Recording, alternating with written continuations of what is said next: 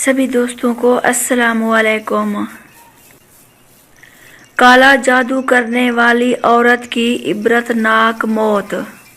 Doctor Basit, میرے پیشہ ورانہ زندگی میں سب سے عبرتناک موت میری اس مریضہ کو آ رہی تھی۔ اسے دیکھ کر مجھ سمیت سارا عملہ اللہ سے اپنے گناہوں کی معافی مانگ رہا تھا۔ مریضہ کا نام سمرا تھا۔ سمرا کو فالج کا اٹیک ہوا تھا۔ فالج کے اٹیک کی وجہ سے سمرا کا دل دھڑکتا جا رہا۔ بطور ڈاکٹر میں جانتا تھا سمرا کا بچنا اب ناممکن ہے، لہٰذا میں نے اپنی مریضہ سمرا کے بیٹے مسعود کو بتا دیا تھا کہ آپ کی والدہ کے پاس فقط 1 ہفتہ ہے، میں ادویات لکھ کر دے دیتا ہوں۔ آپ انہیں گھر لے جائیں، جب تکلیف ہو تو دوا کھلا دینا۔ میری بات ابھی مکمل نہیں ہوئی تھی کہ مسعود، پہلے مسعود کی بیوی اور سمرا کی چہیتی بہو، بول اٹھی تھی، نہیں، سمرا کو گھر نہیں لے جا سکتے۔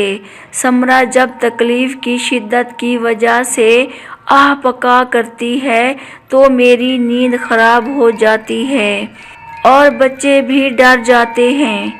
سمرا کی بہو کے سمرا کے بارے میں کہے گئے الفاظ سن کر بے اختیار میرے ہاتھ کانوں تک گئے تھے۔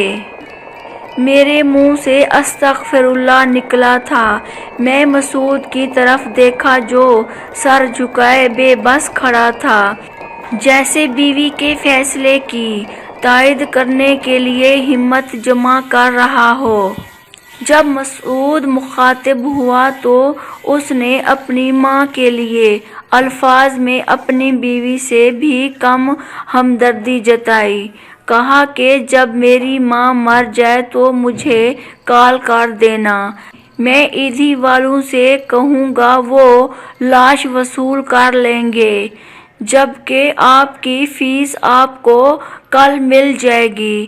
اور پھر واقعی ہی کل ایک بلیک چیک میری میز پر تھا۔ دوسری طرف مریضہ کی حالت انتہائی خراب تھی۔ اچانک سے تکلیف کی شدت بڑھ جاتی۔ کبھی مریضہ کہتی، میرے بیٹے، مجھے کفن نہ پہناؤ، میں زندہ ہوں۔ کبھی کہتی، میری قبر بہت تنگ ہے، میں اس میں نہ رہ سکتی۔ کبھی مریضہ کو لگتا کہ بہت بڑا سانپ مریضہ کو ڈسنے لگا ہے۔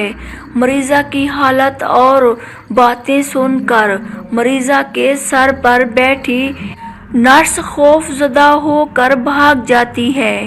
مریضہ کو آج ہسپتال میں 3را دن تھا اور 3 دن سے مسلسل سارا عملہ اتنا خوف زدہ ہو چکا تھا کہ فیمیل نرسز نے ہسپتال میں مزید کام کرنے سے انکار کر دیا۔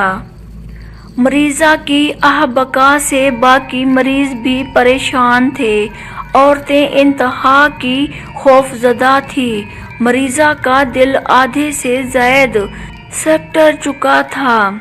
خون کی سپلائی کم ہو چکی تھی۔ مریضہ کی تکلیف میں اضافہ ہو چکا تھا۔ مقام حیرت تھا کہ پھر کبھی مریضہ کا بیٹا اور بہو ہسپتال نہیں آئے تھے۔ اب میری مریضہ کا آخری وقت قریب تھا۔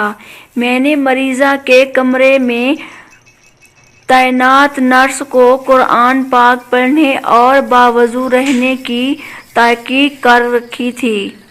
میں میڈیکل علاج معالجے کے ساتھ روحانی علاج معالجے کا بھی قائل ہوں۔ میں چاہتا تھا اس کلام کے صدقے ہی سہی مگر میری مریضہ کا آخری وقت پر سکون ہو۔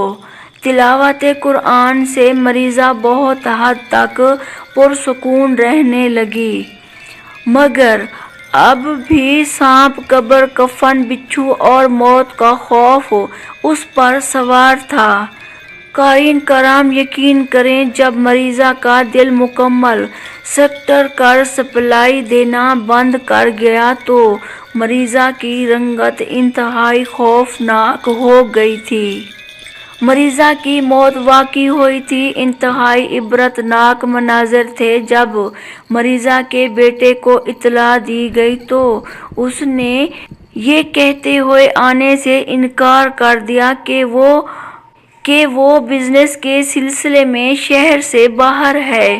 مریضہ کی بہو نے بھی ہسپتال میں آنا مناسب نہ سمجھا۔ مجبوراً مریضہ کی لاش ایندھن والوں کے حوالے کرنا پڑی۔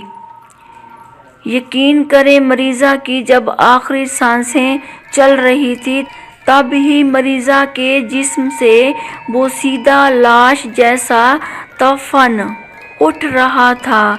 مریضہ کی موت کے بعد میں نے تحقیق کی تو پتہ چلا کہ مریضہ کالا جادو کروا کر لوگوں کو اذیت سے دوچار رکھتی تھی، بلکہ مریضہ نے کالے جادو کے ذریعے سے کئی لوگوں کو اپاہج اور کئی کی جان لی تھی۔ میری دعا ہے اللہ سب کو شیطان کے شر سے محفوظ رکھے، آمین۔ قارئین کرام، اس بات سے ثابت ہوتا ہے کہ جادو کے ذریعے کسی بے گناہ اور معصوم کو بھی نقصان پہنچانا کتنا بڑا گناہ ہے۔ میری دعا ہے اللہ تعالی ہمیں اور آپ کو ایسے لوگوں کے شر سے اللہ رب العزت ہمیشہ محفوظ رکھے، آمین۔ ناظرین، ویڈیو اچھی لگے تو ہمارے چینل کو سبسکرائب کر دیں اور ہماری ویڈیو کو لائک شیئر کر دینا۔ Thanks for watching this video.